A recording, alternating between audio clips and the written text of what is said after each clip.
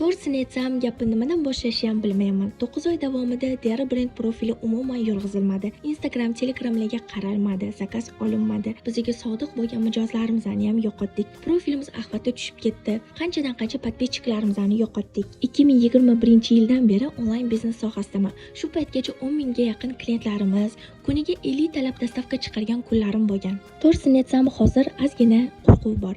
Yana oldindagi sota olamanmi? Klientlarning ishonchiga kira olamanmi bilmayman.